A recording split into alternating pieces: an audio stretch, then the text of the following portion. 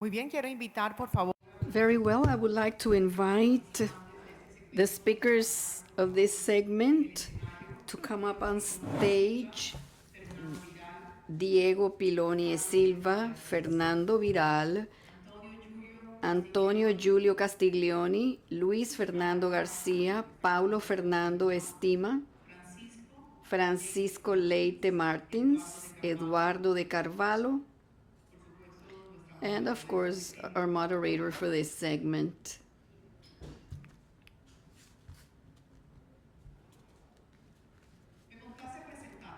It is my pleasure to introduce to you the final panel of today to learn in depth about the condition of the ports of Brazil from the main authorities. And upon concluding, we will have a celebration in the best Brazilian style, a warm reception in the gardens of the hotel to start vibrating of what AAPA Latino Santos 2022 will be.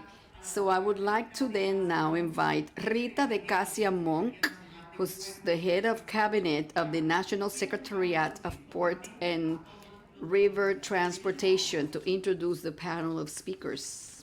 You have the floor, Ms. Monk.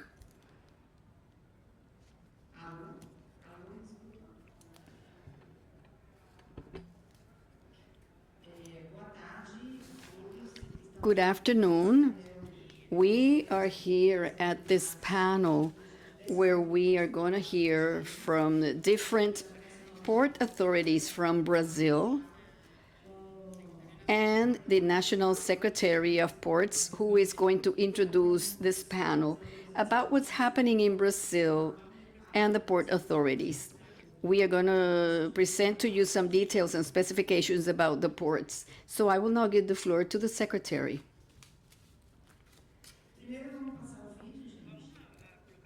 First, we're going to run a video.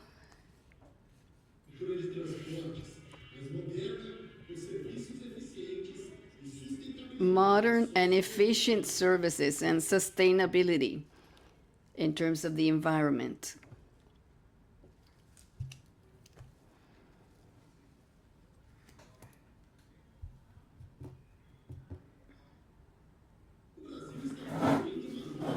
Brazil is building new transportation infrastructure, more modern, with efficient, environmentally sustainable services. The port sector is a fundamental part of this revolution that's reducing logistics costs and increasing competitiveness of Brazilian companies. Between 2019 and 2021, more than 14 billion reals were contracted with the private initiative for the investment in 33 terminals and in 106 private terminals in operation located in the 81 Brazilian ports. Today is a big effort in the port sector to modernize management using concepts of environmental sustainability so that we can have greater efficiency in cargo operation, to have a more fluid flow of cargo, plus a reduction in logistics cost for those who depend on the port to operate well. Presently, Brazil has 35 organized public ports. The federal government, from the Ministry of Infrastructure, is directly responsible of 6 port companies, and the Port Authority of Santos, which together manage 18 public ports. In addition of a broad and attractive program, private investments in the Ministry of Infrastructure makes the public ports increasingly more profitable, efficient, and competitive. The modernization plan of the sector implies continuing the auctions of port terminals, as well as the statization of companies like CODESA and CODEVA, and the Port of Santos, the largest in South America. The actions to transform the national port system and expand transport using waterways involve new regulatory frameworks, a program of the Ministry of Infrastructure called BR do Mar, which encourages development of coastal trade will bring new opportunities for business and investments to Brazil. The BR do Mar expands in a balanced way the possibilities for entry of new companies to the Brazilian market, increasing the fleet of cargo vessels, creating new routes, and reducing costs. In 2022, the Latin American port sector will gather in Brazil. The Latin American Congress of Ports, an annual event of the Latin American delegation of the American Association of Ports, APA, will take place in Santos. This will be an opportunity to meet on site the transformations that Brazil is making to increasingly balance its cargo transport and turn its economy into a more competitive one.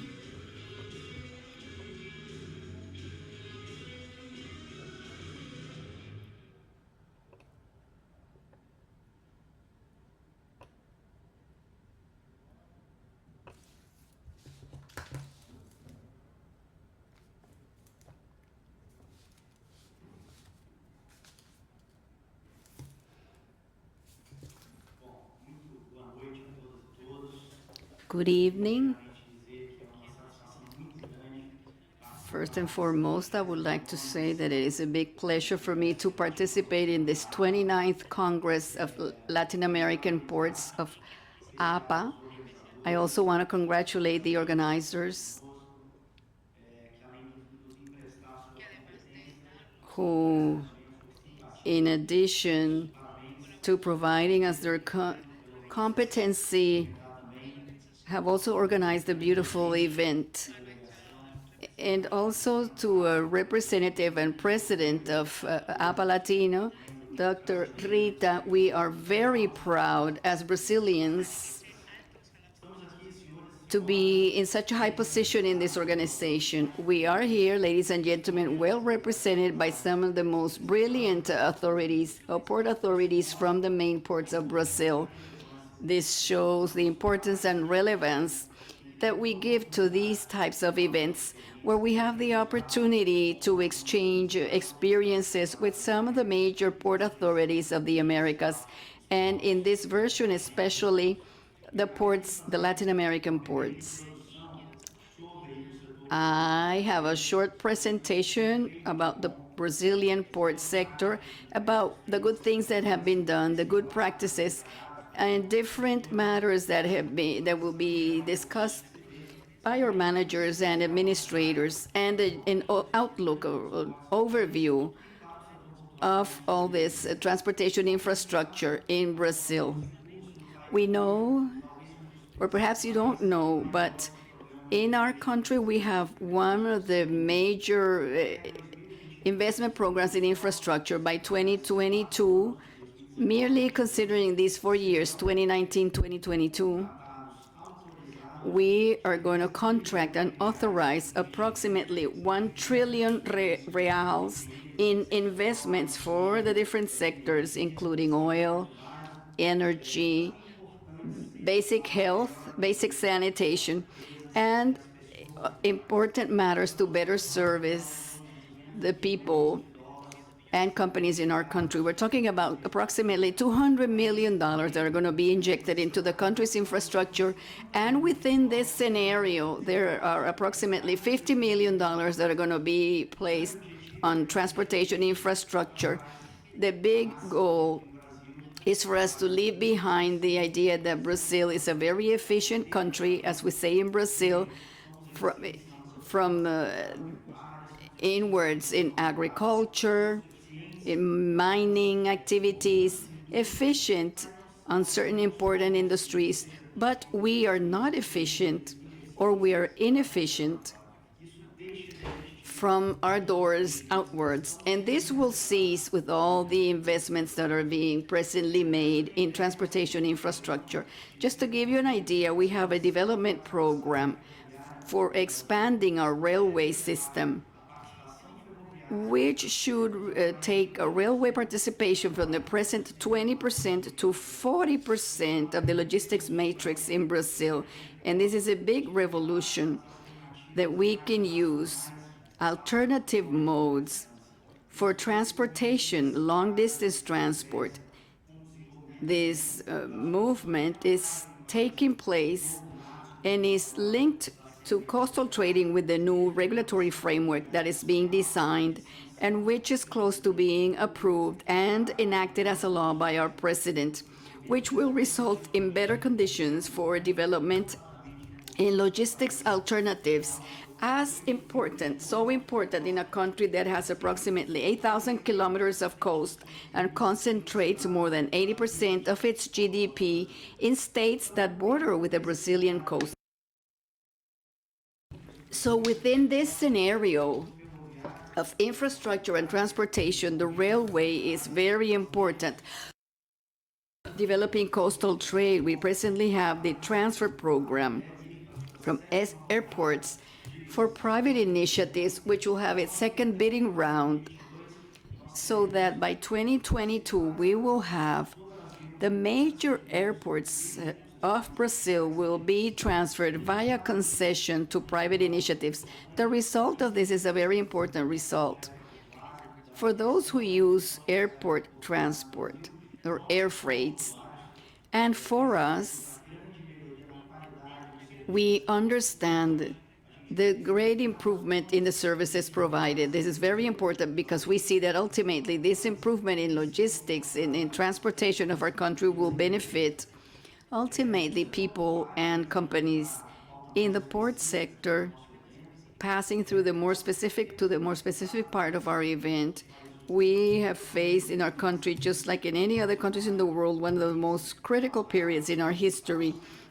This crisis, a health crisis caused by COVID-19, which has impacted us from an economic standpoint, but we have faced this problem with great growth of the port sector in Brazil. Our growth is 4.2% of cargo carried, more than 1,500,000 tons transported in Brazil.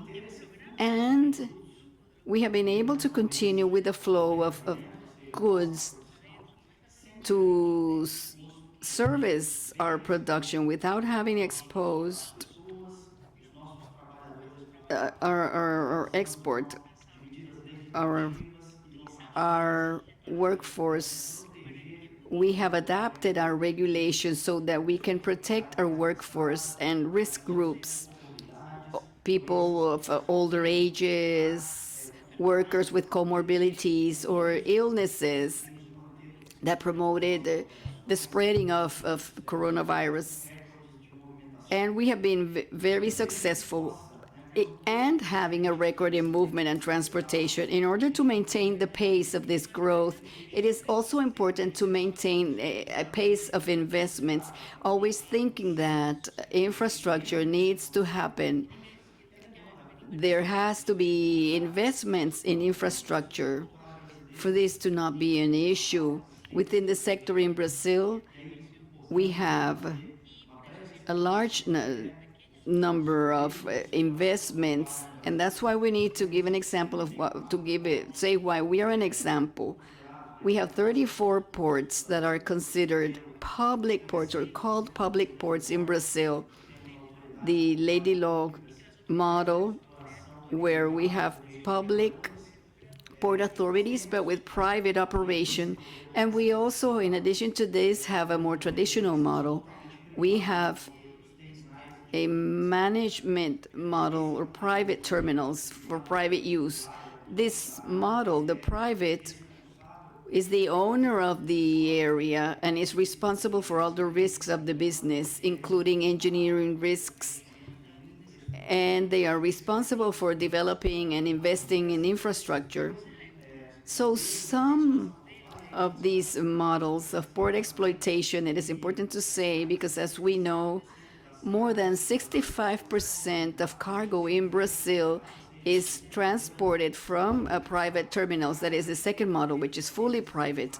But we have, and perhaps this is the greatest challenge of the port sector presently, we have the need to make these public ports to have a high level of efficiency compared to its competitors today, which are the terminals that are for private use. In 2013, we had an amendment of the legislation for the Brazilian port sector, and the private terminals tubes also became cargo carriers for third parties. These tubes could only carry their own goods or largely theirs.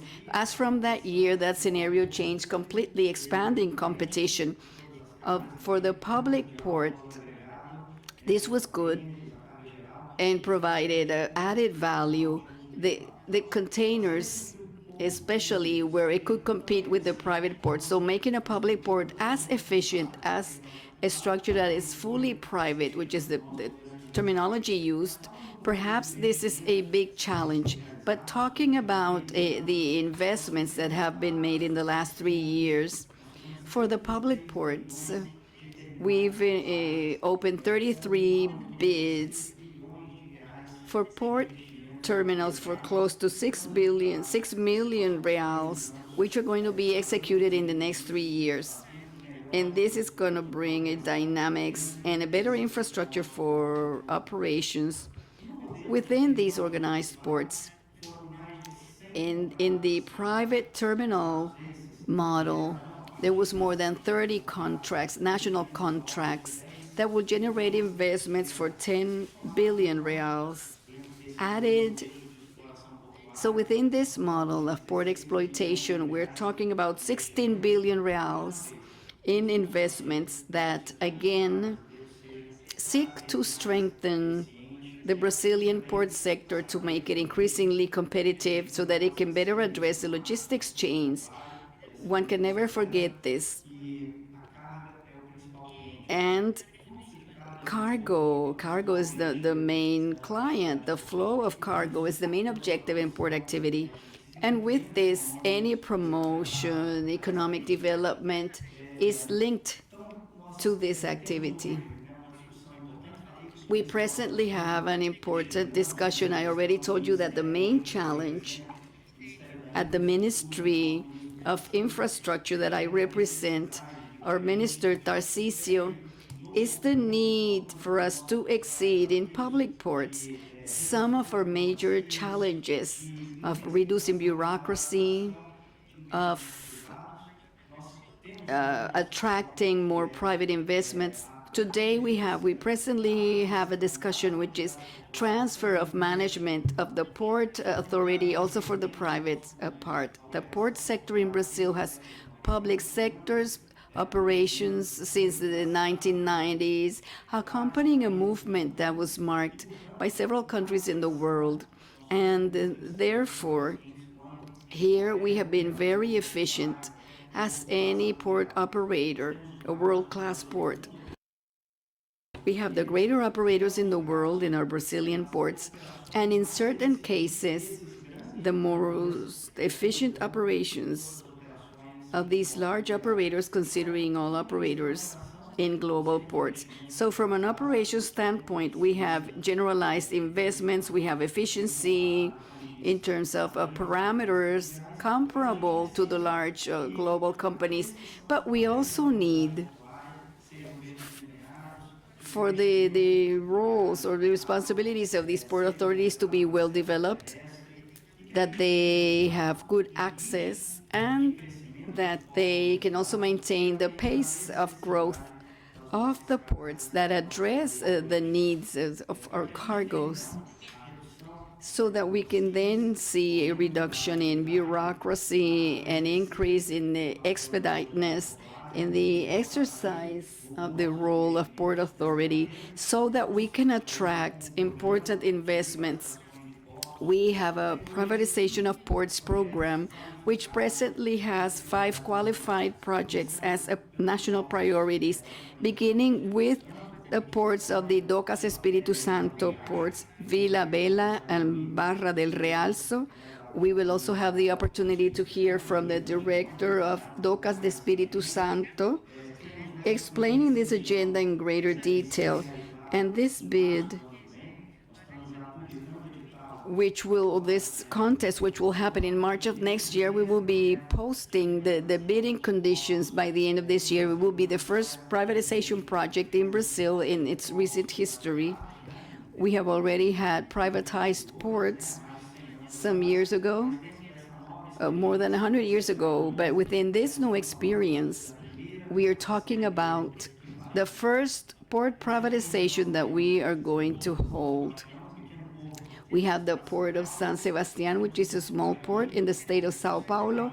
We have the port of Itajaí, which is considered, because of its container movement volume, also very important. We have the port of Santos, and we have a big challenge here because we're talking about the largest port in South America, which had the responsibility of moving more than 140 million tons in 2020. And we also have the ports of the Docas do Bahia ports, Porto de Ratu, Salvador, and Laos.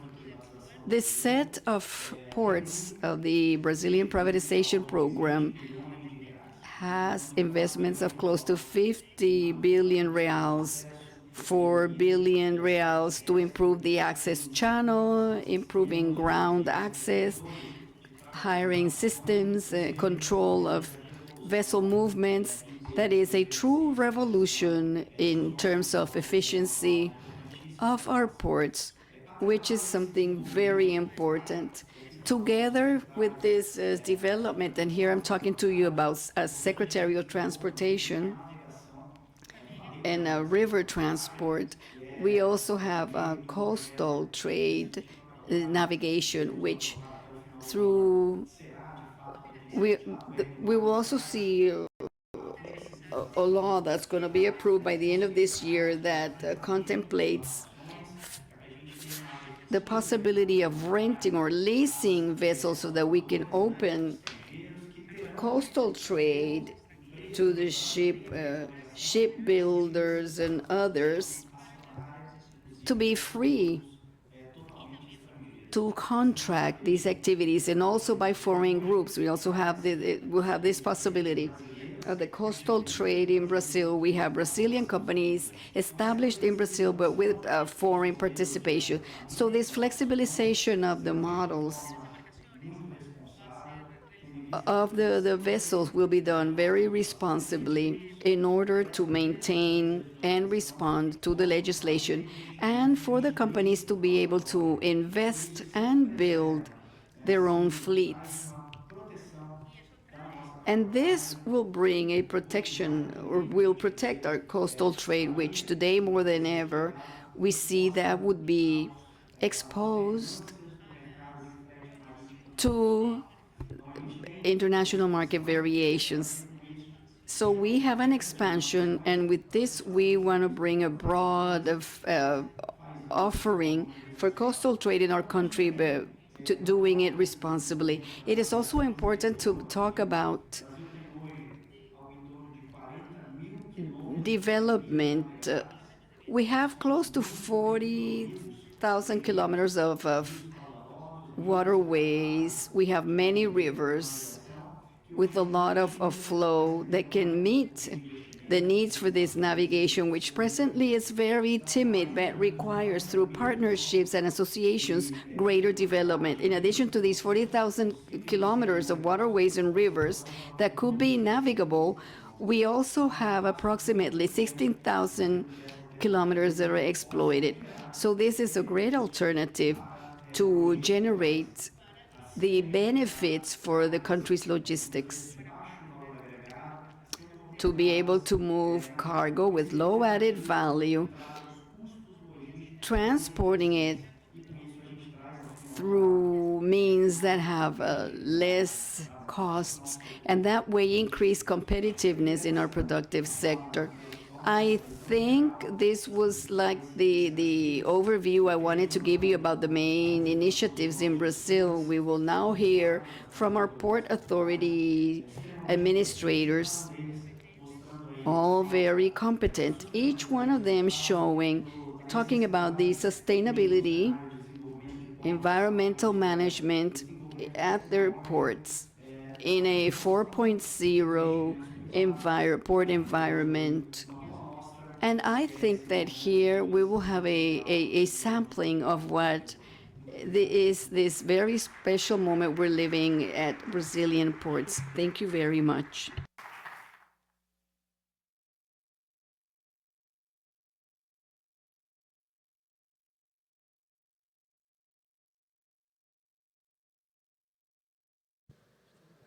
Oi.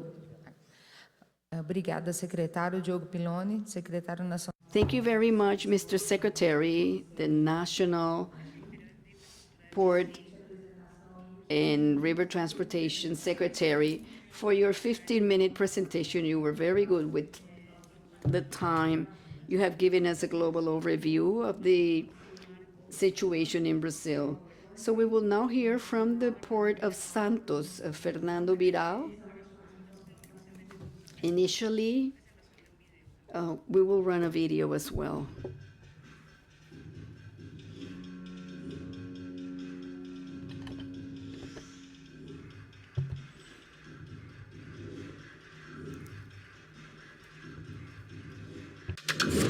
Bem-vindos ao Porto de Santos.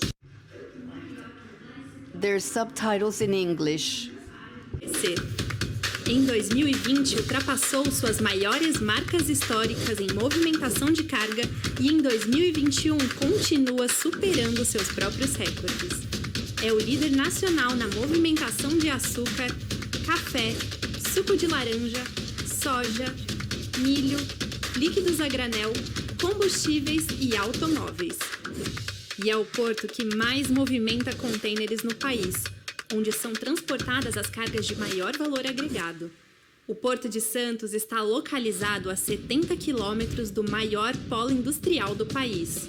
Por rodovias e ferrovias, faz ligação com os principais produtores agropecuários nacionais, conectando o Brasil, gerando valor, mais produtividade e desenvolvimento para o país.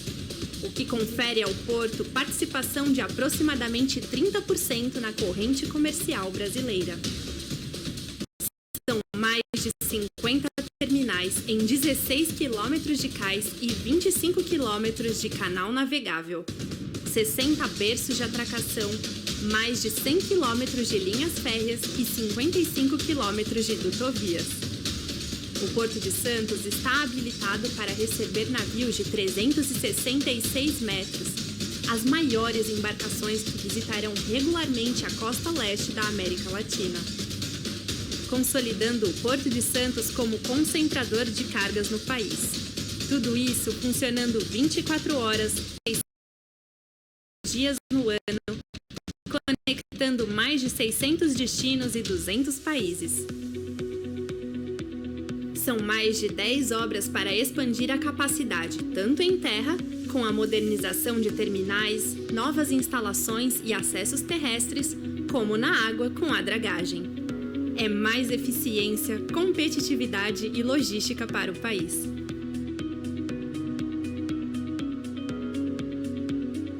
O Porto de Santos possui 29 programas ambientais, realiza simulados regulares diária, o que garante uma gestão ambientalmente responsável e alinhada às melhores práticas internacionais. Para os próximos anos, o Porto trabalha para estimular a eletrificação do cais, desconto tarifário de navios verdes e maior equilíbrio da matriz de transporte com o aumento da fatia da ferrovia. Além disso, a SPA foi aceita pela ONU no Pacto Global, passando a integrar a maior iniciativa voluntária de cidadania do mundo, com princípios relacionados ao meio ambiente, trabalho, direitos humanos e combate à corrupção. O Porto de Santos gera milhares de empregos diretos e indiretos e contribui para o desenvolvimento da Baixada Santista e do país. Ações junto à comunidade aproximam a relação entre os principais projetos, destaque para a futura ligação seca entre Santos e Guarujá. O túnel submerso será o maior empreendimento de integração metropolitana da história da Baixada Santista e dará segurança e fluidez para quem precisa atravessar o canal de navegação, os navios e as pessoas. Em terra, obras para o fim dos cruzamentos rodoferroviários, trazendo segurança à população.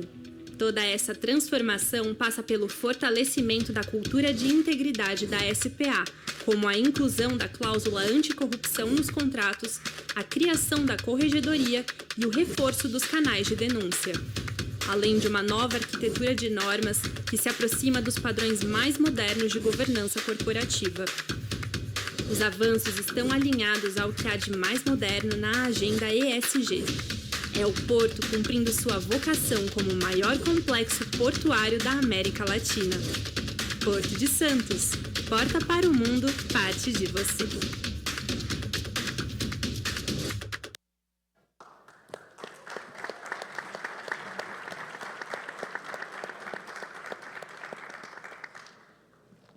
Boa tarde. Good afternoon. It's a pleasure to be here with you. Many thanks for this invitation. We are here with the Secretary, and it's important for all the colleagues to be here together representing all the shipping companies in the country.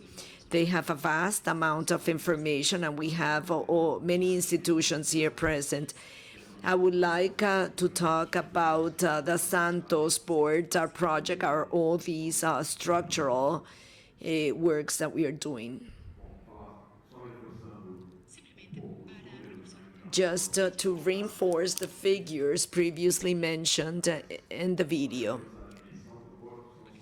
So you can see the dimension. We have 55 terminals, 60 piers, 16 kilometers of coastal area. We have 41 of these are leased, 6 TUPS terminals, and they work with different systems. Other than the leasing one, it is an authorization, and they go through a bidding process, and 8 retro terminals which support the movement of containers. We have 8 square kilometers of dry area of organized port. So it's a small area compared to other ports. Therefore, we really have to strive to maintain a high competitiveness in a port that doesn't have such a large area.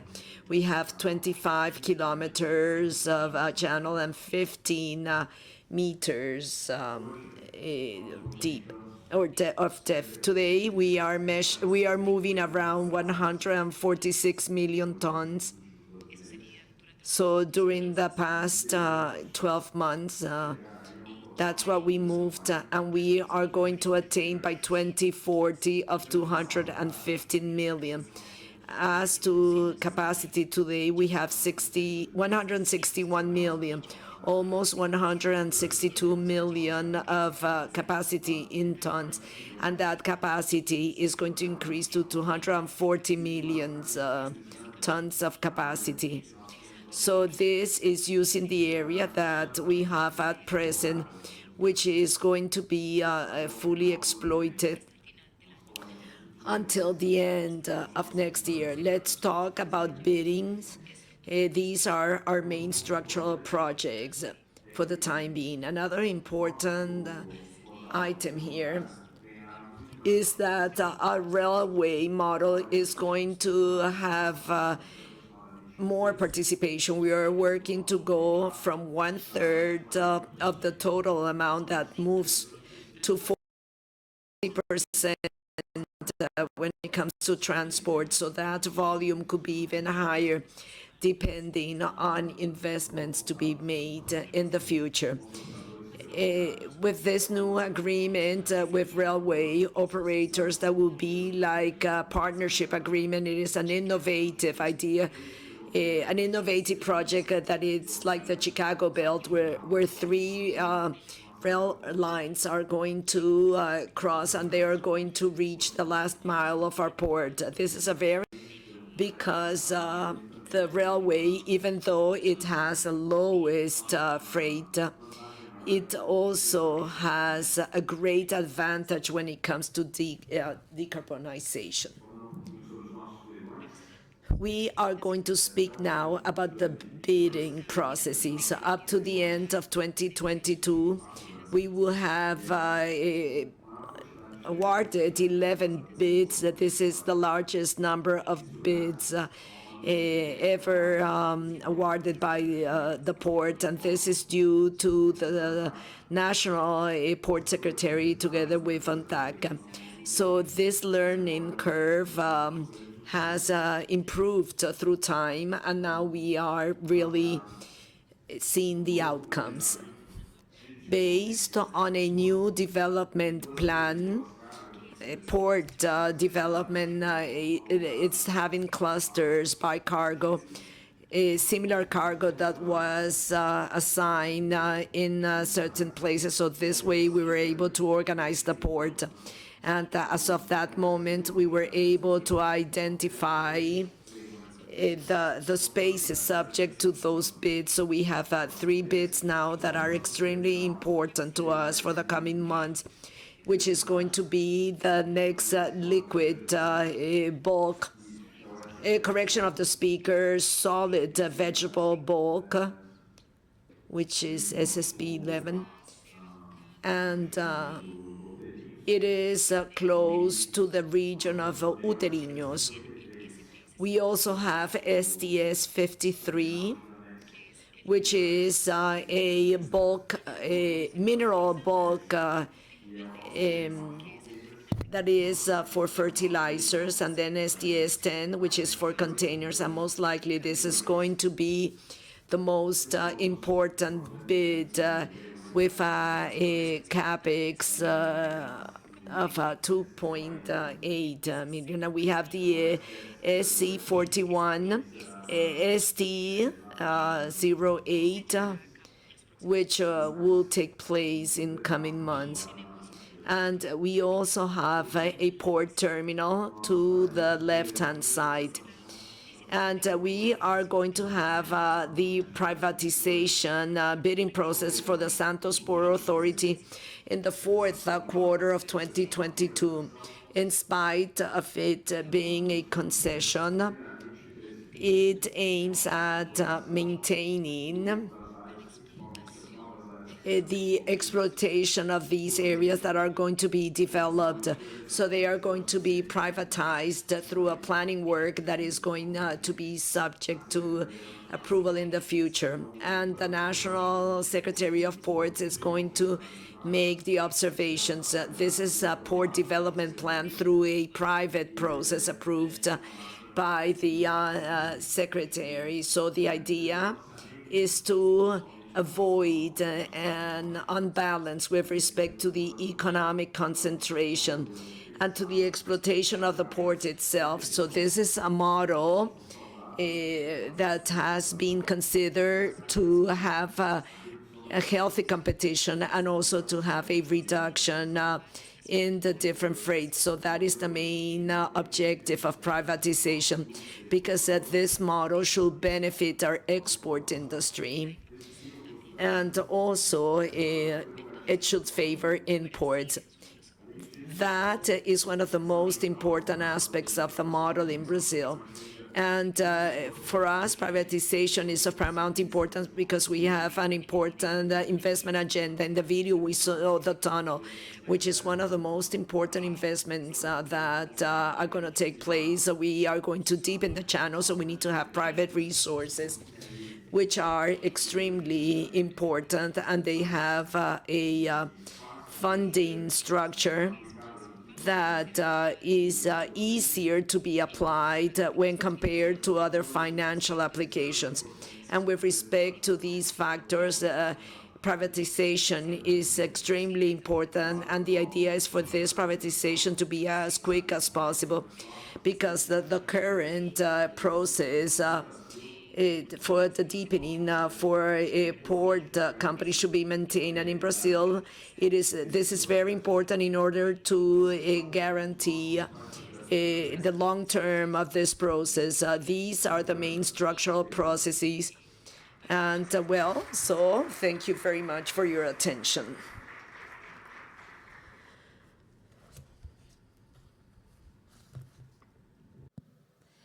Obrigada, Biral. Thank you very much for your excellent presentation. It was a short time, but I think that it has been very fruitful because you were able to present the port, running the video, all the investment opportunities that we have identified. Now, I would like to give the floor from to each lago who will be presenting the port. And we're going to start with a short video.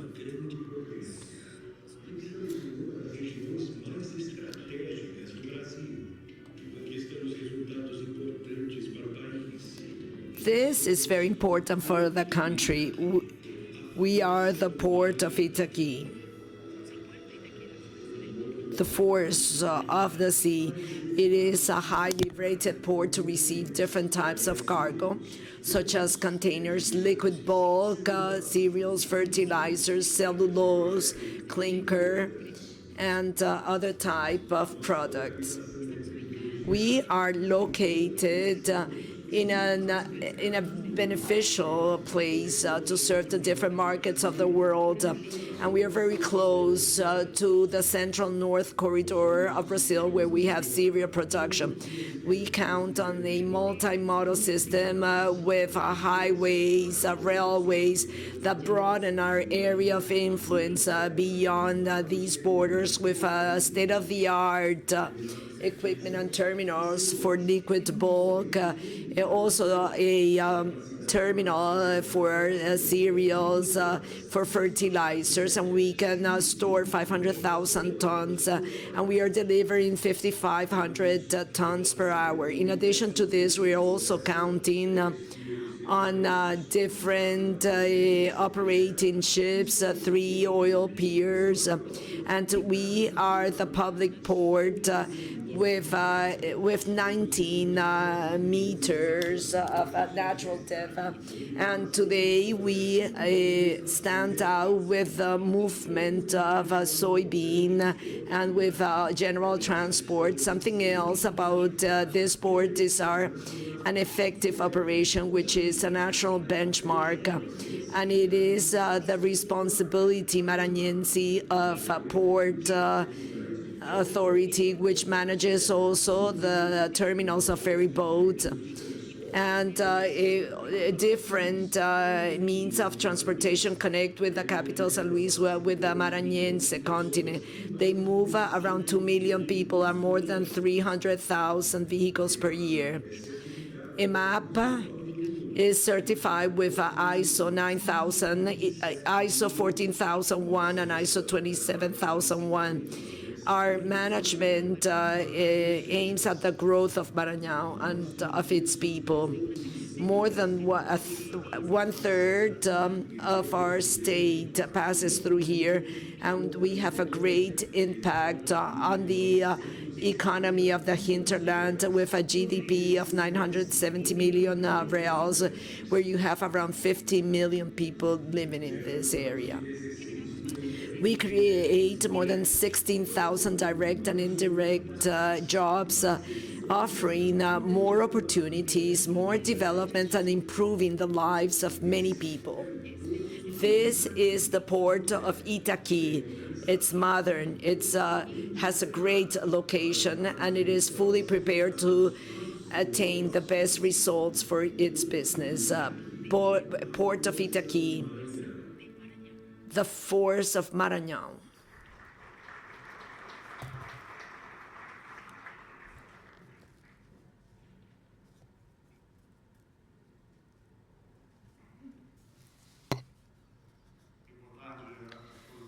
Good afternoon to each and every one of you. Special greetings to all of our colleagues, the Secretary, the President. I'm going to speak about the transformation experienced by the port sector recently. Right now, we are really harvesting all the fruits, all the results, and it's a pleasure to be here. The slide shows the country's diversity. This is Brazil, the different characteristics, the different cultures, integrated in their regions, and that this shows our port. What are we thinking for our port in the future, the port of Maranhão? We are located, as you were able to see in the video, in this area. We have a great market, So it's oil byproducts, and we have exports of cereals. We have the northern market. Corpus Christi is very important for us, and Asia for cereals. Europe is also a very important market, as well as Africa. And mainly with corn as of 2019, it has become our main corn export market. Here you can take a look at the volume, and we are talking about 31 million tons. So we have had this volume since 2016. So we are going to reach 31 million next year. The production of animal and vegetable protein, so you can see the area of influence. This slide shows that continental part of the country, we have an excellent railroad connection, 3 railways. 60% of what we transport is using the railways. So you can see that its influence is of more than 1,500 kilometers. This year we are connected with the north, with the south, with Espírito Santo, until the Santos port with the different railways. The port system in Brazil, I mean, we really want a change here, and it's a structure. We have talked about the Port of Valencia, and we are also working on a very strong innovation program, thinking about the actions that we are going to put in place for the future. So we are talking about 4 main pillars: change of culture. People need to understand, they need to see, especially in such a traditional sector, they need to understand processes and procedures. That was very difficult to differentiate the project because knowledge is power. So when you create new opportunities and you create those opportunities for other people, then we can have excellent results.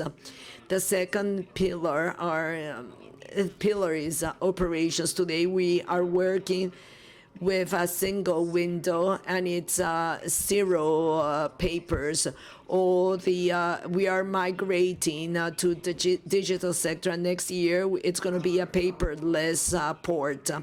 So the legal framework, innovation, agreements, how can we reduce the cycles? Because you know that everything takes a long time, and that's quite a challenge. And when we speak about modernization of the port sector, when you have those PPPs, it is important to see how can we shorten the path in order to become more efficient and effective.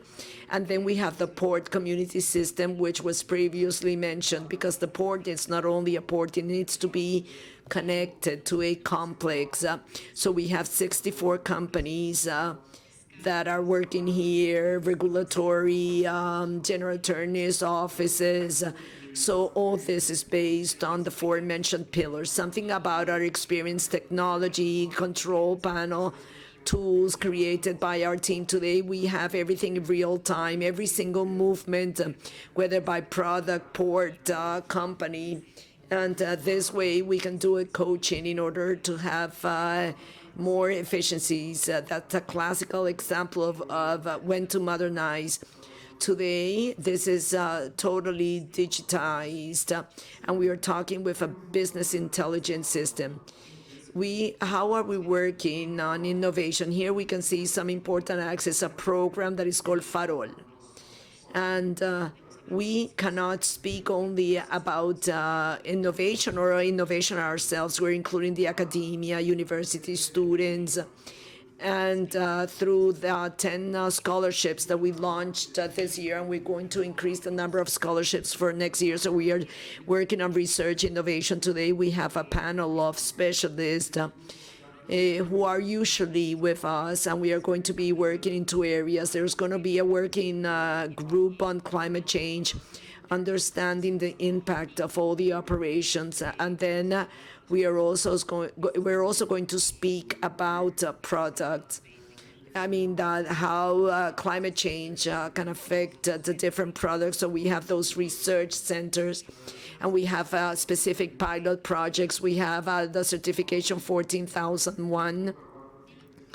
And now we are going to go for 56,002, which is the control of the governance system regarding the process that we are implementing. We work with startups, sorting out the different port challenges together with the companies, with the owners of the land, and we work with startups so they will help us find the best solutions. We have the Port Itaqui Lab. This is a project by means of which companies can exchange ideas. We want to leave a legacy, to leave a strengthened sector.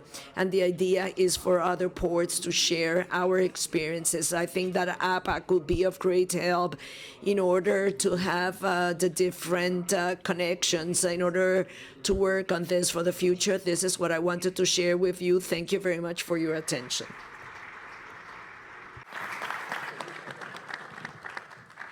Obrigada, Ted. Excelente. Thank you very much. Excellent presentation. So many things to cover on the Port of Itaqui. Talking about the innovation program. Thank you very much for that. Now, I would like to give the floor to the planning director, Francisco Leite. He's a planning director and also in charge of the Suape port management. Suape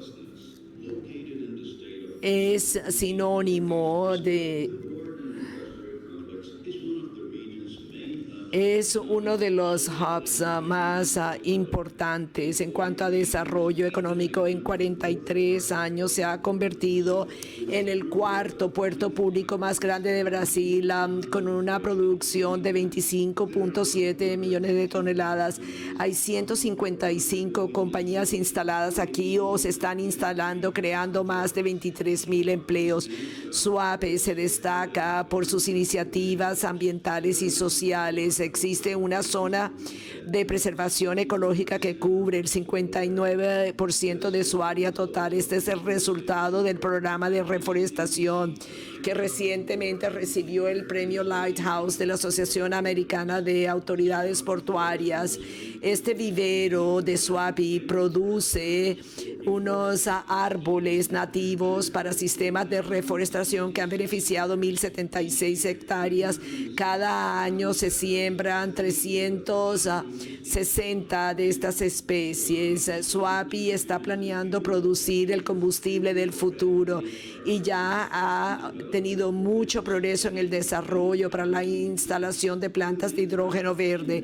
El proyecto principal, negociando con la compañía francesa que consideran la instalación de electrolizadores de agua y con una inversión de $3.8 trillones durante los próximos años. Suape es parte del Pacto Global y está afiliado a ICLEI, gobiernos locales para la sostenibilidad, la iniciativa que incorpora las prácticas ESG para cumplir con la Agenda de Desarrollo Sostenible del 2030 y con el Objetivo de Desarrollo Sostenible 17. En el campo de investigación de biodiversidad marina, el proyecto Hipocampos estudia la ocurrencia y la dinámica de los caballos de mar en los estuarios del río. Ha habido un desove grande en los laboratorios, se han sido liberados en la naturaleza y este proyecto mapea las especies que se encuentran allí en esta zona como meros y tortugas marinas, y también realiza programas comunitarios en la región. En los 7 laboratorios las familias aprenden a cultivar verduras, frutas. Otro proyecto sorprendente son los patios de ecoproducción que desarrollan pequeñas áreas de cultivo para 450 familias, y también este programa para la producción de miel. La economía circular también beneficia a la población. muchos jóvenes están participando en el curso de logística inversa para convertirse en emprendedores o para trabajar en compañías locales. Este es Suape, robustez, sostenibilidad que consolida su importancia como uno de los principales vectores del desarrollo en la parte nororiental de Brasil.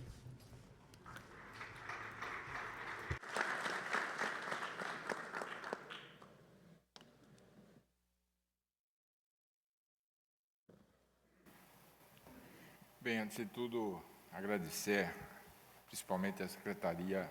Thank you very much, especially to the Secretary for the invitation to participate here today.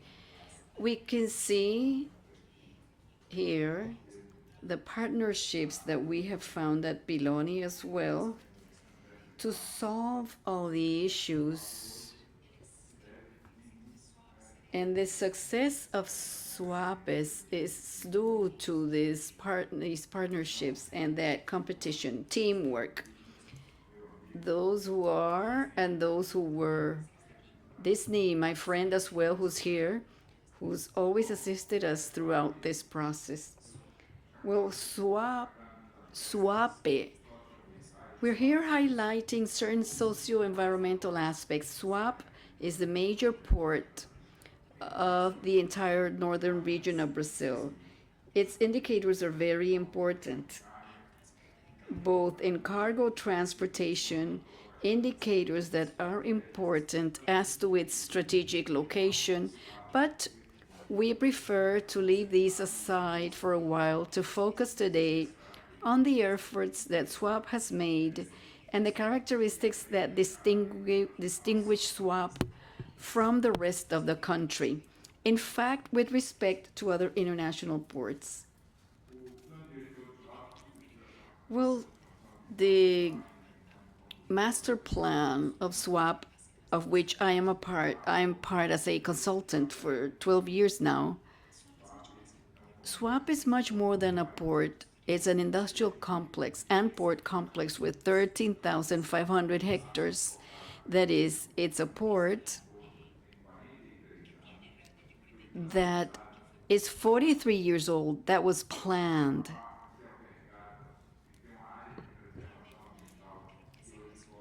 It has an area for environmental conservation, which covers approximately 60% of its territory, enabling that all environmental compensations and undertakings that are installed there could be done within the same territory.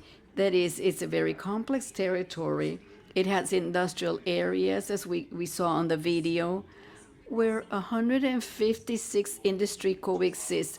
Today, we talk a lot about the concept port industry, and Suape has been living this reality for several years now without leaving aside social environmental aspects.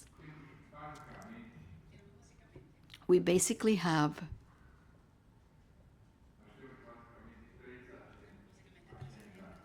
three agendas.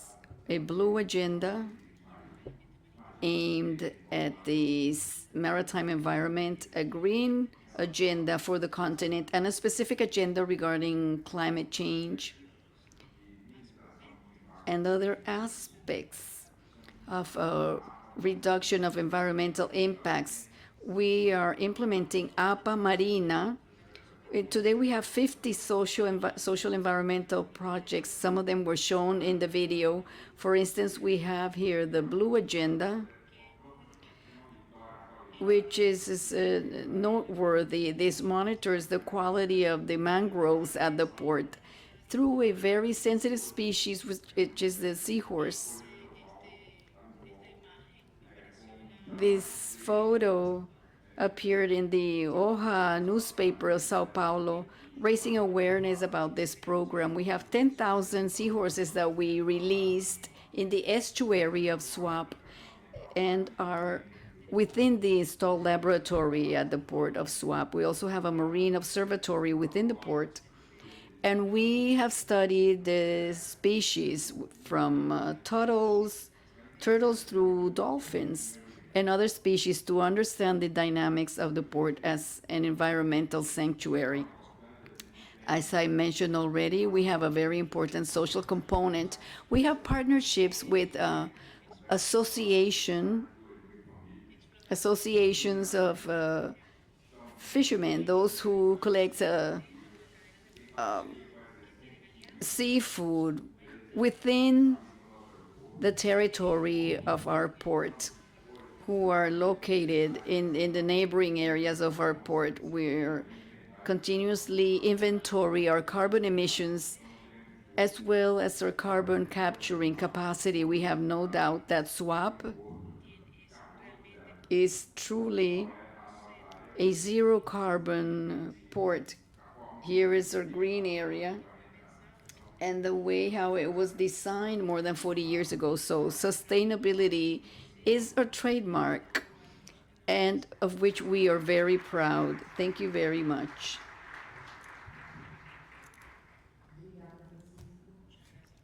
Thank you very much, Francisco. That approach that you have is very interesting from a sustainability point of view. We will now like to give the floor to Karim, who's an engineer from the port of Rio Grande. So we are moving now to Rio Grande do Sul. Karen is going to talk to us about the port industry. First, we're going to show a video.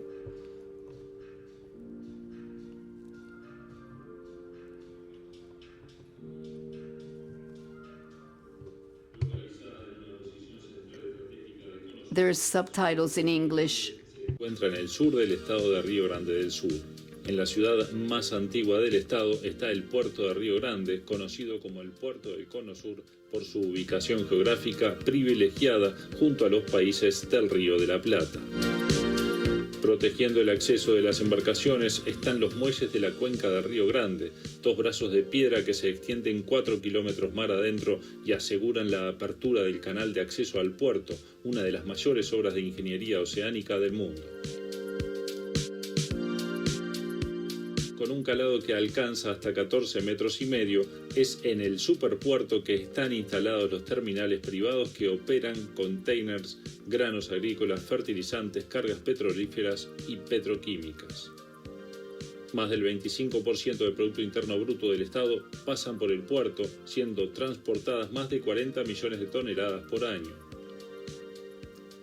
La capacidad instalada del puerto ya permite movimientos superiores a los 50 millones de toneladas. En el complejo del puerto de Río Grande, la estructura portuaria está directamente asociada a actividades de sistemistas y portuaria industrial.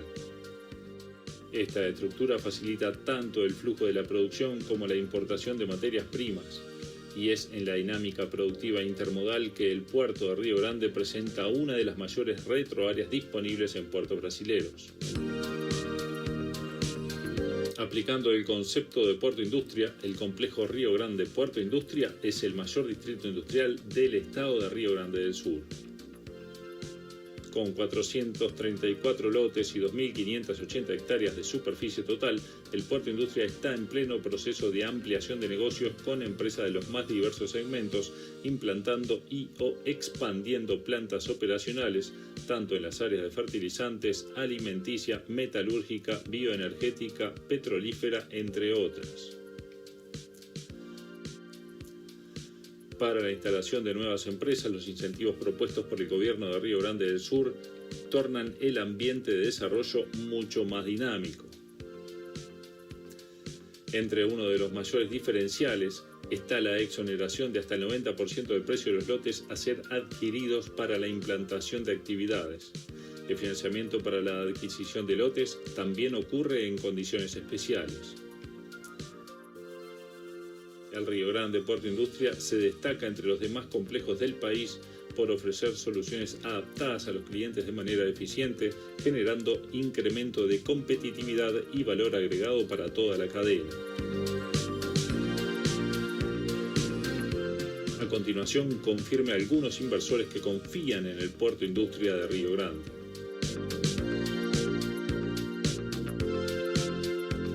¿Le gustaría conocer más sobre el Río Grande Puerto Industria? Entre en contacto con la Secretaría de Desarrollo Económico y Turismo del Estado de Río Grande del Sur.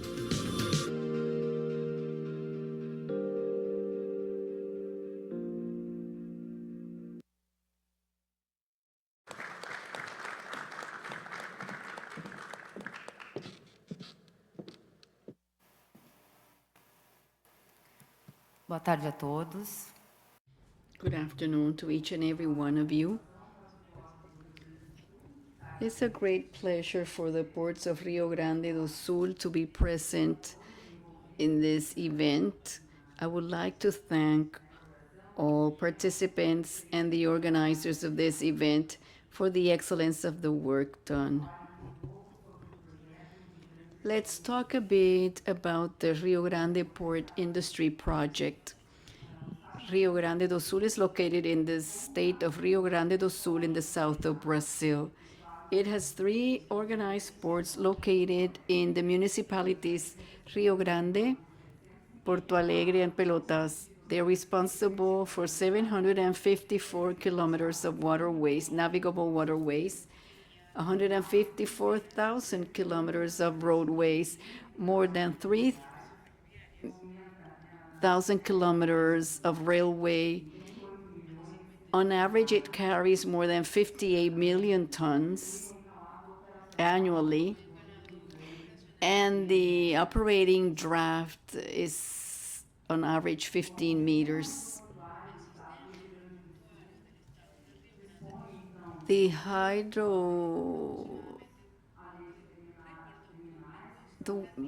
water system of the port at Rio Grande do Sul has private ports, public ports, and industrial districts. There's also transshipment stations at these organized ports. The industrial districts are an instrument of the state government used to leverage development of industrial activities and related activities.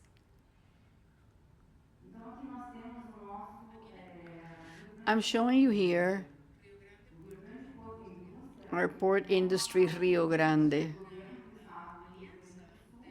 This is a partnership of the state of Rio Grande do Sul government with RS Ports, which provide an environment of a synergy that enables production and also the imports of raw materials.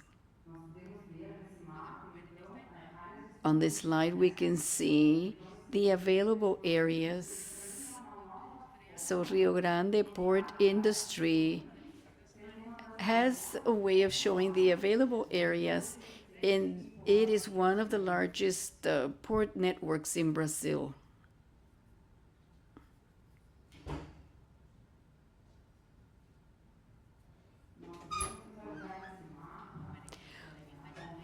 On this next slide, we can see presently, in addition to all the existing terminals, all the structures that we have at Rio Grande do Sul, and the investments, which are about 9.4 billion reals, and have created more than 11,000 jobs. These are the investments, well, these investments are those foreseen for next year. These investments place the ports at Rio Grande do Sul in a scenario, a noteworthy scenario, when speaking about international logistics. This is what I had to share with you. Thank you very much. And I would like to invite you all to visit Rio Grande do Sul, to visit our port facilities. Thank you very much. Obrigada, Karen. Muito obrigada aí pela ótima apresentação. Thank you very much, Karen. Thank you for a wonderful presentation, giving us a very clear vision of the port of Rio Grande do Sul. I would now like to give the floor to Carlos Eidam, who's the Superintendent of Government of Portos do Paraná.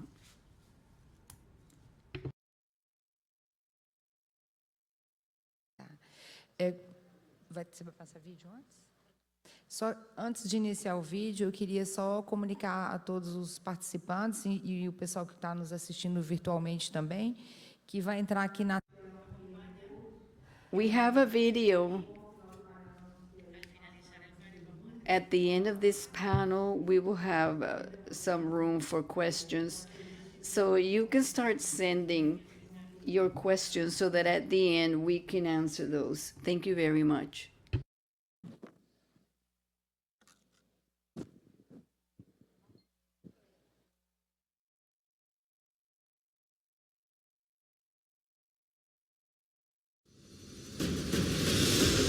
Essa é a Baía de... This is Bahia do Paraná, a wonderful natural space, ideal Portos de Paranaguá e de Antonina. Juntos, eles formam a empresa Portos do Paraná, os portos mais eficientes do Brasil. Atualmente, os Portos do Paraná têm pouco mais de 5 quilômetros de cais e piers. E é a eficiência que torna nossos portos gigantes. A maior capacidade para movimentação. Essa é a Baía de Paranaguá, um imenso abrigo natural com 28 quilômetros de extensão, lugar ideal para um porto de nível mundial. Não, 2. O potencial de crescimento é tão grande que aqui estão os portos de Paranaguá e de Antonina. Juntos, eles formam a empresa Portos do Paraná, os portos mais eficientes do Brasil. Atualmente, os Portos do Paraná têm pouco mais de 5 quilômetros de cais e piers. E é a eficiência que torna nossos portos gigantes.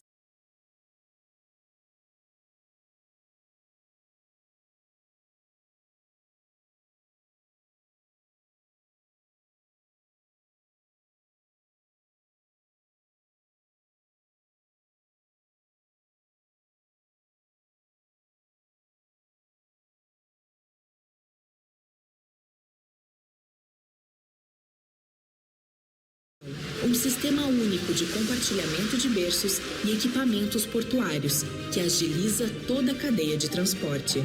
São 11 terminais interligados que atuam em formato de pool e 3 berços exclusivos para granéis com embarques simultâneos.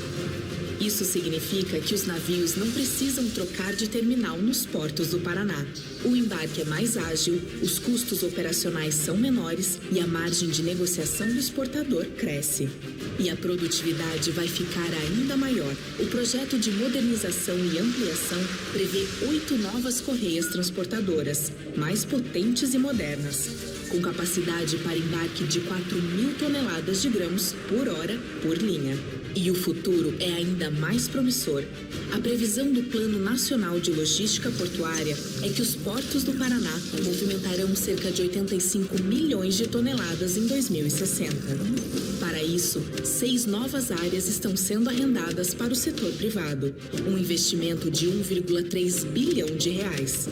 Uma capacidade global com localização privilegiada. Pela proximidade com os maiores PIBs do continente e a infraestrutura, o Paraná está se transformando no hub logístico da América do Sul. E os portos do Paraná se apresentam como a principal porta para o mundo. E uma porta para o futuro. Os portos do Paraná são referência em serviços ambientais. Por isso, fomos os únicos representantes do setor a serem convidados para palestrar no evento de mudanças climáticas da ONU. A Baía de Paranaguá está atraindo empreendedores pioneiros motivados por grandes projetos. E grandes projetos exigem eficiência. Portos do Paraná, os mais eficientes do Brasil.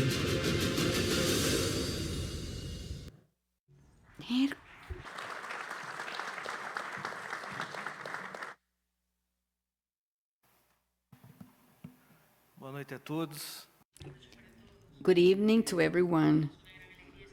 I am very happy, and it is with great satisfaction that we are present here representing Portos do Paraná. I would also like to thank the coordination of AAPA Latino, Rafael Diaz. I also want to thank our President of the Latin American Delegation, Ms. Rita de Casia, And also, I would also like to thank through the National Secretariat of Ports and River Transport for the opportunity to bring together all the port administrators at this very competent roundtable. I would also like to thank the partnership with the Port of Paraná for the development of the needs that we have in the logistics sector, the national port sector. When sharing with you this video, I wanted to share some of the figures of Portos do Paraná. Last year, 2020, we were able to close with 57 million tons strands carried, and the expectation is for this year to see an increase of 2 to 3% after the COVID pandemic. I also want to highlight, as mentioned in the video, at our exports hub, which is a very original case in Brazil, because we moved through TNT close to 23 million tons. So it has been very well applied and geared towards cereals, which is our large cluster, logistics cluster in Paraná state. I would also like to mention that through competent management of our president, Fernando, and striving for modernization of port facilities, I would like to highlight points such as digitalization and automation, as well as the training of the labor force at Portos do Paraná. I would also like to mention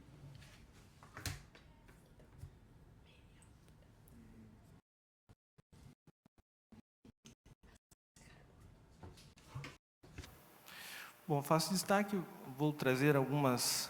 I would also like to highlight the distribution or the auction that we have for our areas. We have 5 areas that are going to be coming up for bid to increase movement of goods. We have an area for liquid bulk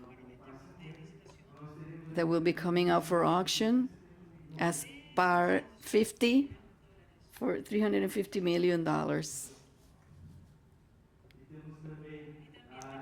And we also have PAR 32, which is for general cargo. Specifically, we will be opening this bid for 2022 and some directed studies to the bulks sector. We have PAR 32, as I said, for general cargo with investments of close to 5.432 billion reals. We also have PAR 50, where we foresee 350 million reals in investments, and which is also one of the most important areas.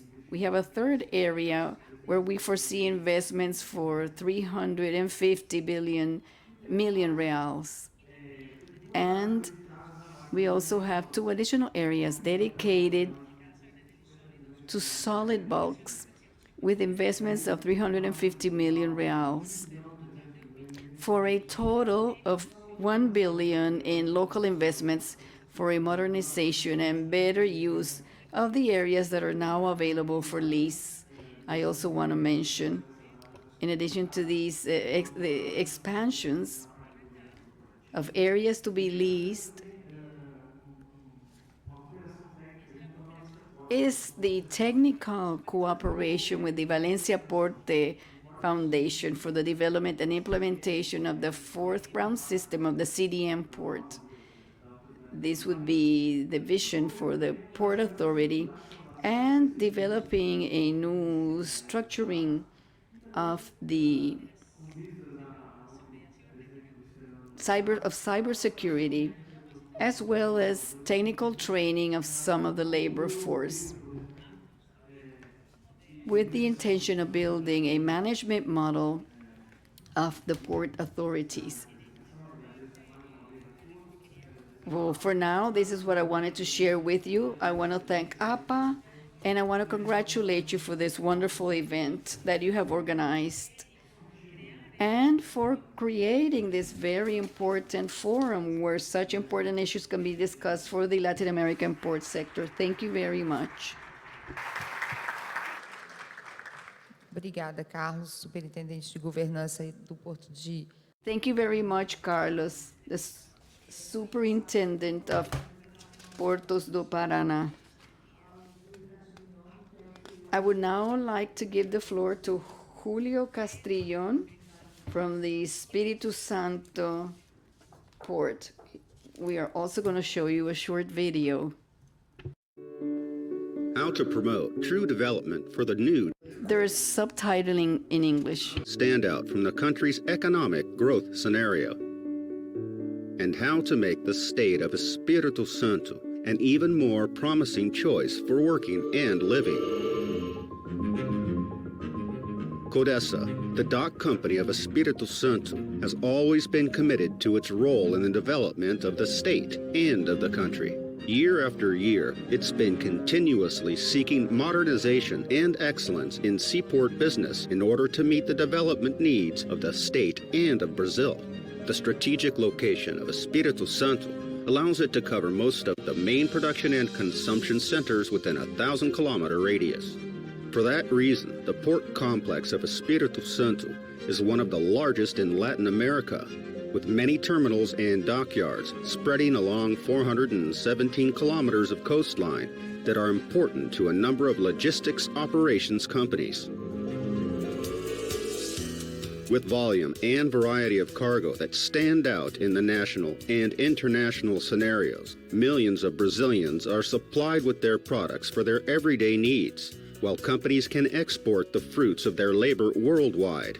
The Port of Victoria is committed to development and is ready to grow alongside Brazilian and global entrepreneurs toward a brilliant future for Espírito Santo and for Brazil.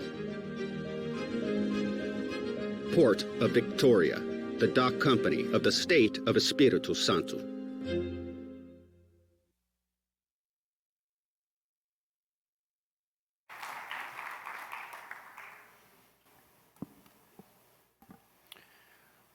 Buenas tardes a todos. Good afternoon to each and every one of you. It's an honor for me to participate in this event. I want to congratulate AAPA Latino for this impeccable organization. And I have a few remarks, very short remarks regarding Puerto de Vitoria. The impact and management under the leadership of our General Port Secretary, Diego Piloni. Past administrations characterized by political infrastructure, lack of commitment, and inefficient results are subject to a technical professional management, and there are rules, very strict rules. Anderson Pulido, our partner, can you please stand up to be recognized? The representative of the Port of Victoria, and Enekel, the coordinator of new businesses at Port of Victoria. These are just two of many examples that we have of specialist professionals during present management of our port. But today, there's still a long way to reach the level demanded by Brazilian society. The transformation that is ongoing needs to continue to be stable and attract new investments. For this, and considering the particularities of our juridical ordainment and Brazilian culture, we are convinced that the time has come to implement a new model of socioeconomic exploitation. We have visited more than 30 ports around the world to learn about their management models. And we've drawn the conclusion that the most adequate model for Brazil is club and landlord, as was done in Australia. We are not naive in importing a model as if it were possible, importing its culture and its people. Therefore, we are creating our own model. of landlord, respecting Brazilian tradition and provides stability to all the investors. Of course, foreigners were very much welcome in Brazil. The Port of Vitória has been elected to be the first port to experience this model. In April, we will have the first privatization of a public port in our country. Not only port operations, which are private in Brazil, but also in services and utilities, as well as ground access and sea access. This will be done by private entities supervised by a regulator, the ANTAC, and following a defined public policy from the Brazilian federal government. It is time for big challenges, but it is also a moment for big opportunities to strengthen ties and connections with present partners and establishing new partnerships. My respectful recommendation to you all is to believe in Brazilian public ports. A new reality is arriving. We will be available and willing to explain why the private landlord model is the best for our country and for our commercial partners. To all of you, thank you very much.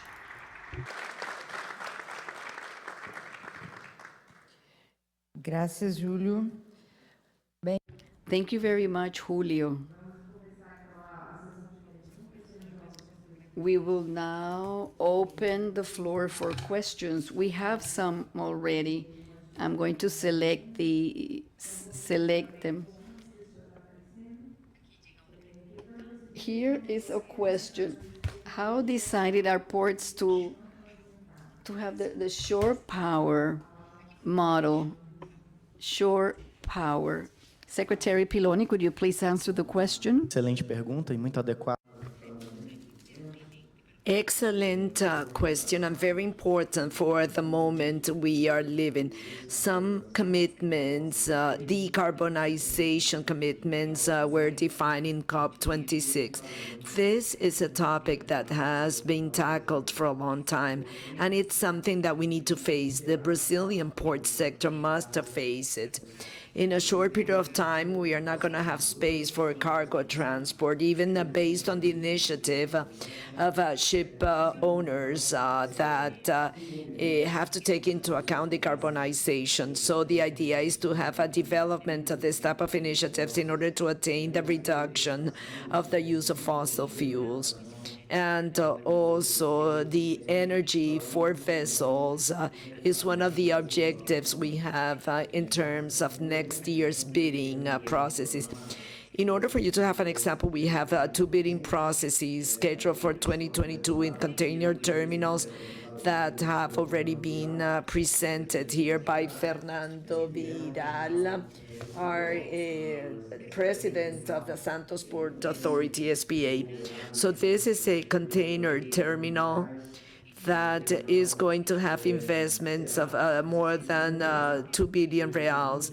So the idea is that the terminal is going to be a set of container terminals. Reminded you that the Santos port is the main port for containers movement. So we are talking about 5 billion TEUs. So today it has 2 large terminals, and by next year we're going to have the bidding for 1 terminal for a new facility for the movement of containers.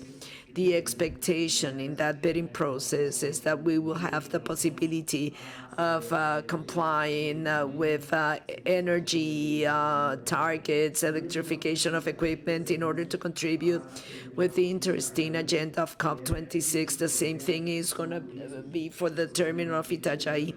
That's one of the projects that are part of the port privatization process in Brazil. This is a port with basically the movement of containers, and we are going to have some requirements in order to attain those targets for the country and for the rest of the world. So we are well structured and prepared for that agenda. The next question. I think it would be of national scope. Today, we define the alternatives for the dredging in Brazil. That is the suggestion of PND. The question is that the National Port Secretary is creating the concessions outside Paraná. I think that we need to explain the Paranaguá because this refers to every port of the General Controller's Office of the Union, which belongs to the Brazilian government with respect to the Brazilian dredging program, which is part of the Brazilian legislation. Now, I would like to give the floor to the Secretary. When we speak about the privatization project in Brazil, which I mentioned up front, the objective is for us to have the flexibilization of the processes for public port management in the country. Our perception, and even speaking with the managers of different countries' ports, I think that this is an experience that is repeated, but in Brazil it gives rise to obstacles for the development of ports, and there is an excess of bureaucracy.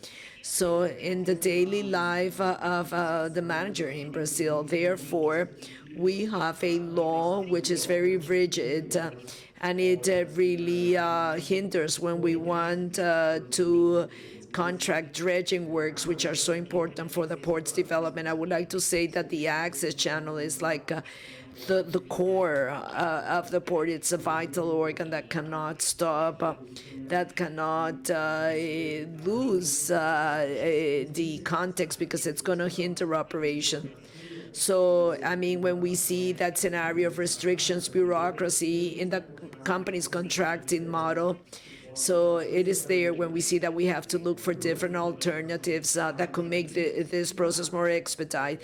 The privatization process is geared towards that, and we have envisioned models that in that search for more efficiency. And one of the models we are working with, as was previously presented for the Paranaguá port, is the concession model for the access channel, in which the Public Port Authority gives access to the port through the collection of some fees. It's given to the private party, and they have to obviously deepen the channel. They have to maintain the access channel for a period set forth in the agreement. Usually it is a very long term, obviously with the objective of improving the access channel and of attaining more efficiencies with the TMS system, with the use of an incentive which is necessary for the proper operation of the port.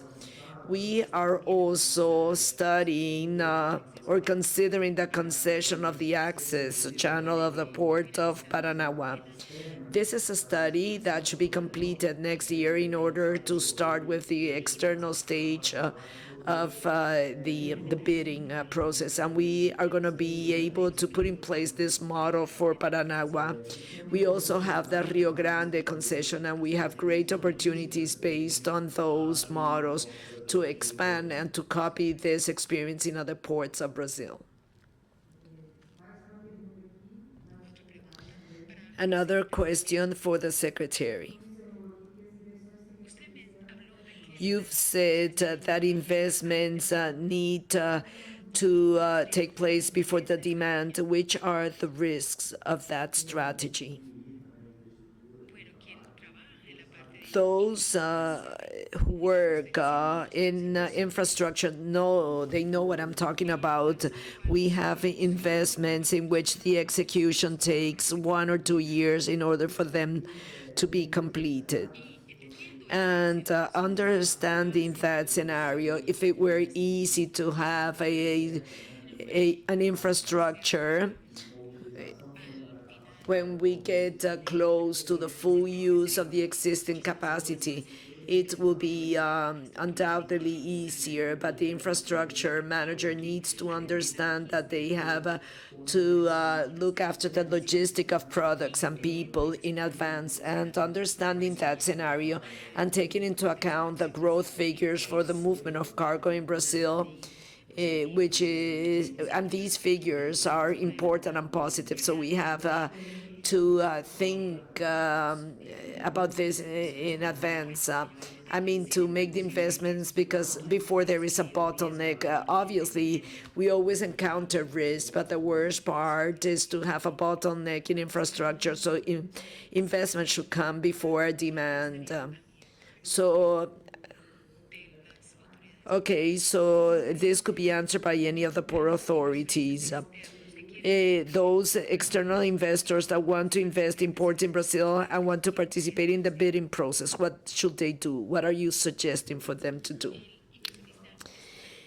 Foreign investors who would like to participate in the bidding process, he's going to have access to data information. That's all available during the public consultation. It's a vast amount of material with the details on the bidding process. And obviously, it is important to understand the Brazilian context, to understand the industry very well so they can participate in those bids. However, based on the material available, we can have the foreign investors counting on the conditions of preparing a good proposal. So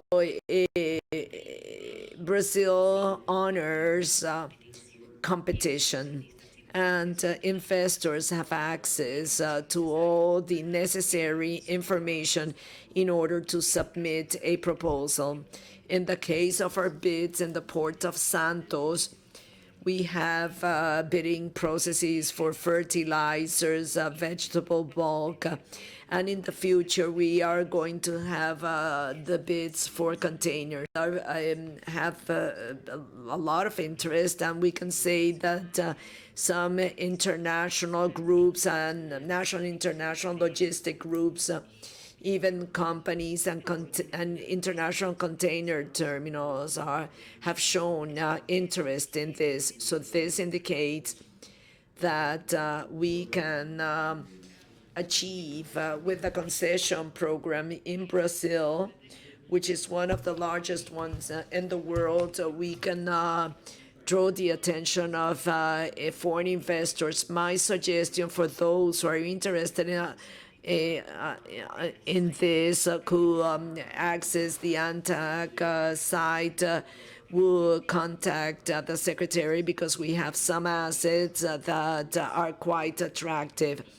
And these are assets that will help move economic sectors in Brazil, which are highly competitive, such as agribusiness. So the foreign investor is going to be accepted.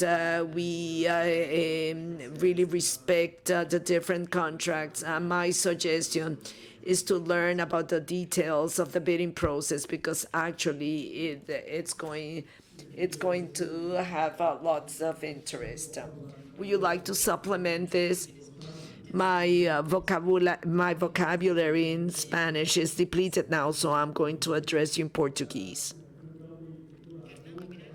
Fernando Biral is right about it. I think that one of the main entry barriers for foreign investment or anywhere in the world is the difficulty of understanding the specificities of the culture, of the local legal system. That not only happens in Brazil. When you invest in a foreign country, you're always going to encounter that difficulty, but Brazil has a competitive advantage. It has a portfolio of projects which is quite robust. In all the Brazilian infrastructure area, you can identify important projects in the ports area. There are different ways of finding all that information, and it is important for the foreign investor to learn about its target, what do they want to do in the port activity, because port activity by itself is very complex. You have different action niches. So if a Colombian investor wants to participate in Brazilian ports, they have to know if they want to participate in the operational part, in the handling of cargo. So it is important to understand the port leasing programs. And when we speak about port leases in Brazil, it is very similar to the concession program that you have in Colombia and that they have in Spain. So it is important to avoid confusions. Many times what we have in Colombia is different from what we have in Brazil. That is something that we saw yesterday in the port of Cartagena.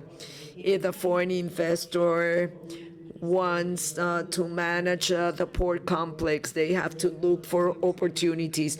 For example, how are they going to participate in the Victoria port? And that's called the concession of the Victoria port, as well as the concession of the Santos port. It is very difficult to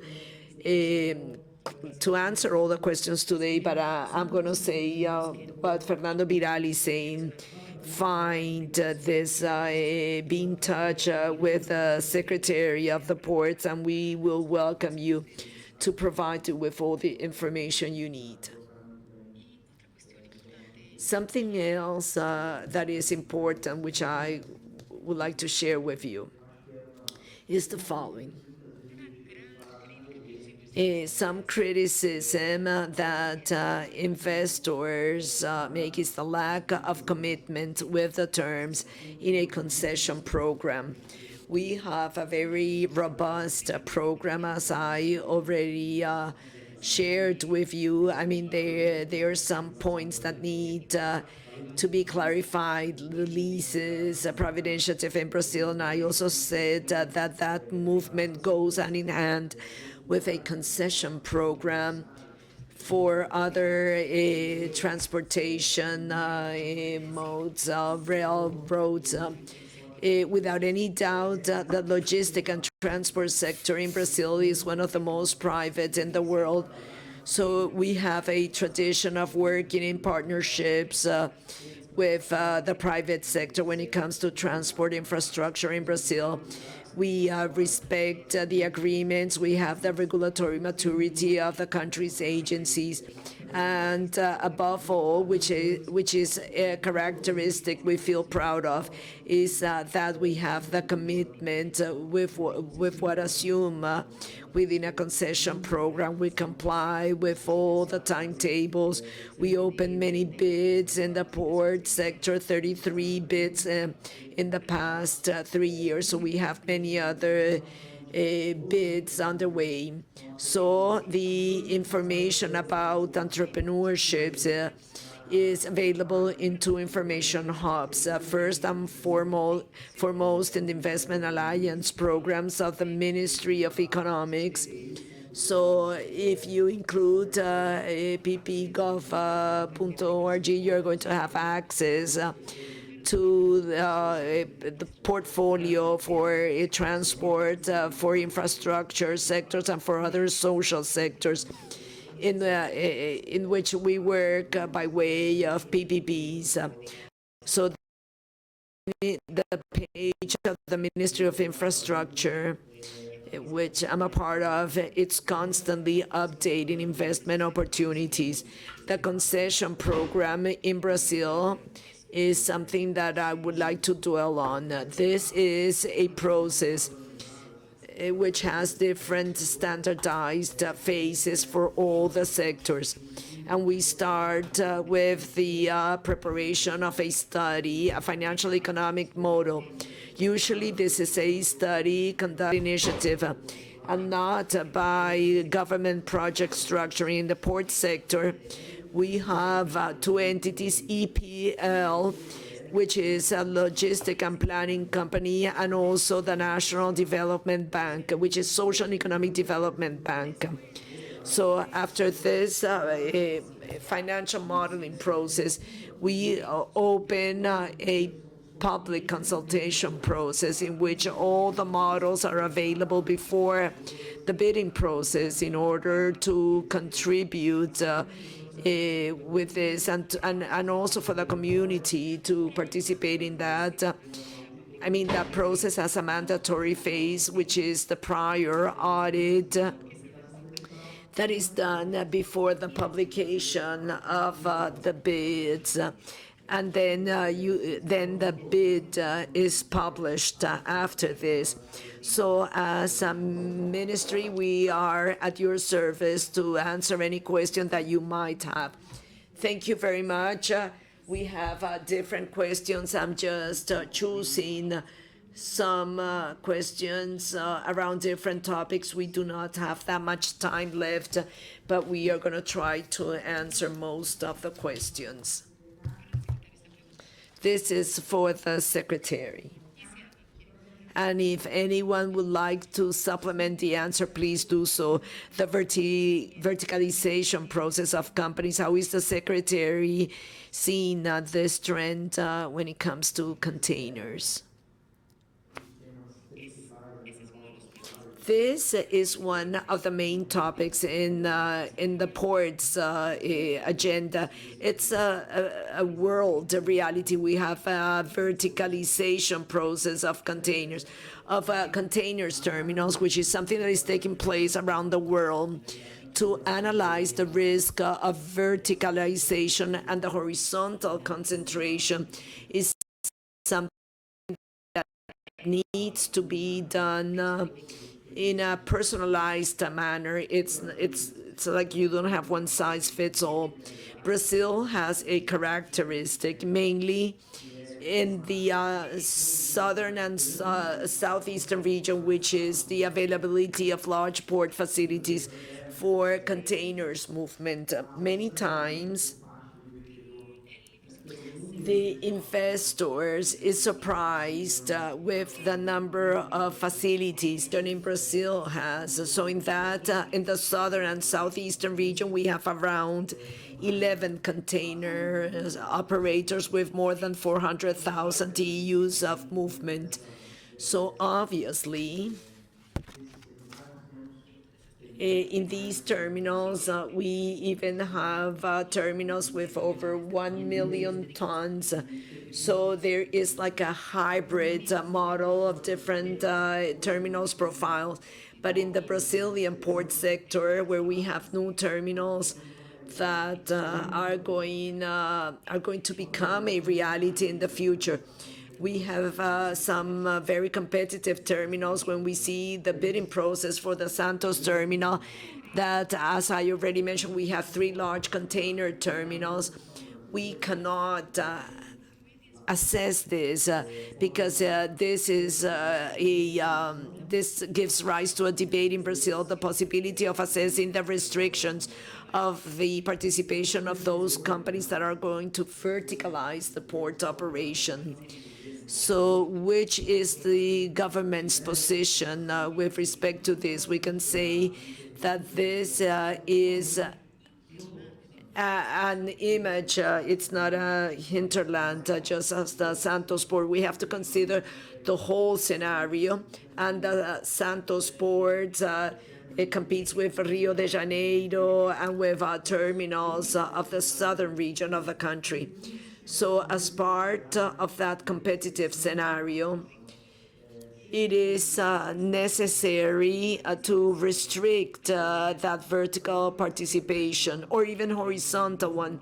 I think that we have a high level of maturity in this sector regarding the defense of the competition.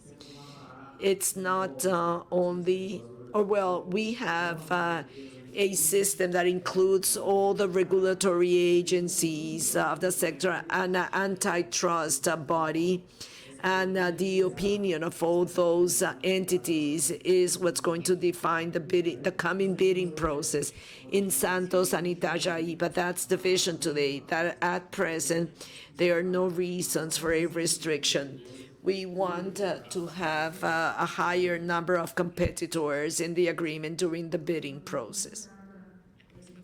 The next question deals with the amounts collected in the concession bidding process, if they are going to be used by the government or they are going to be reinvested in port infrastructure. Yes, it is important to clarify this. The amounts collected in Brazil, we call them economic rights, which are really concessions. So what is the Brazilian government going to do with these collections? I would like to answer this question with a comparison. In the benchmarking study that I already mentioned, well, we visited Australia, and in the Australian model, the central government of Australia had an interest in receiving high concession values based on the concession of their ports. Why? Because Australian ports that are under a concession, these ports already had a high level of maturity. In other words, they were a reasonable, competitive, and modern ports, and the Australian government needed to collect the resources in order to reinvest them in other infrastructure projects, for example, a railway. So the importance of that Australian model was of receiving large amounts by way of concession. However, that's not the intention of the Brazilian government with the port model. Public ports in Brazil require a large amount of investment, mainly during the first years of the concession. So the intensive use of investment in those concessions. I mean, there's no magic there. If you require from an investor a high level of investment at the same time, you cannot require a high level of concession, because you cannot deal with it that way. So what's Brazil going to do about it? It has no interest to receive high levels by way of concessions. And for the Port of Victoria, in addition to the investment obligations that are going to modernize and revolutionize the Victoria or Caboacha port beyond concession values that are going to be paid to the union, eventually they could be geared or allocated for investments in that same port. So that shows the concern of the Brazilian government in order to provide a more effective port service. Thank you very much, Júlio. Now for Francisco, a question related to the Suape port. Is there a solution plan for rail access to the port of Suape? Yes, there is a planned solution for the construction of rail access to the port of Suape. We have important decisions to be made. For example, the main railway of the northern region is a concession, but the federal government in September opened an authorization process by means of which private investors could show their interest in the construction of this infrastructure. And Suape obtained the first expressions of interest in order to join the lines in Puaui to the Suape port. So there we can see the great competitive advantages in the Suape port. This is a port that is closer to that 20 million tons of iron ore. So this process is work in progress, and very shortly it will receive its formal approval. The port secretary has been ally the Suape port in that process, and hopefully in the near future the area where the terminal is going to be located will be removed from there in order to have a verticalized or a project. And the idea is that early next year we'll start the road show with all these processes. So the answer is yes. The Suape port has envisioned a solution with railways. Okay, we have 3 minutes to close the panel. And I'm going to give the floor to the Secretary so he will answer the last question. Sadly enough, there are many questions that we cannot answer because we have run out of time.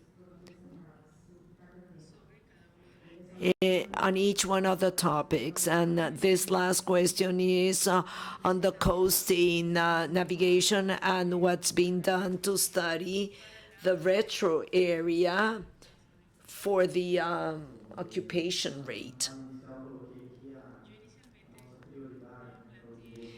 I stated up front the importance of coasting navigation in the country, and it cannot be different. A country with such a dimension, with so many kilometers of coast, should develop that initiative.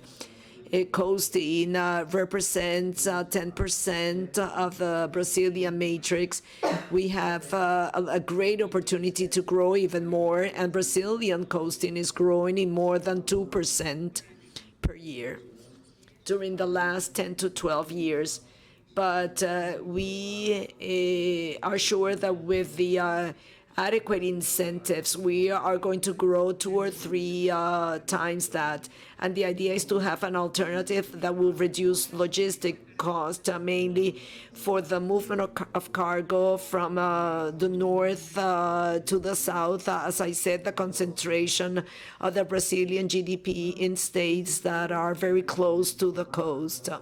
This effort is part of the adequate regulatory framework for coasting in Brazil, and it is not an isolated effort. We need to join this effort with infrastructure development. It is not enough to have navigation and to have sufficient capacity. The idea here is to have an adequate port capacity with the adequate infrastructure.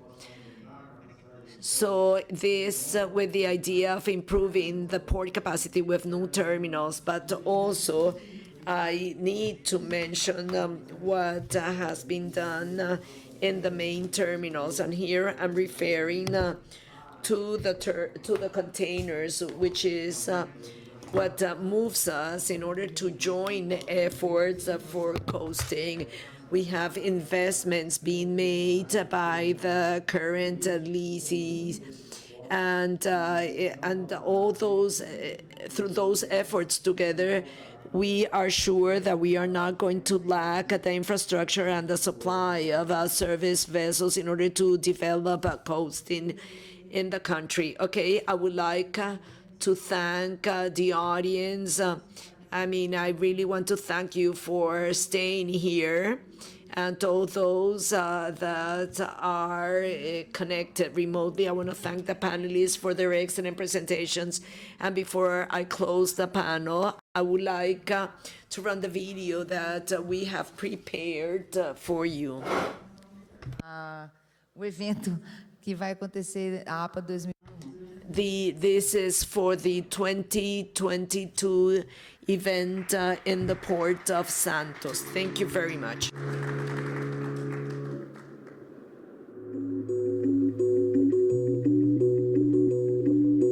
Embarquémonos en este viaje juntos. Let's invest in this journey together. Let's discover this amazing city surrounded by beaches and by forest. It's full of history, cultural, and tradition.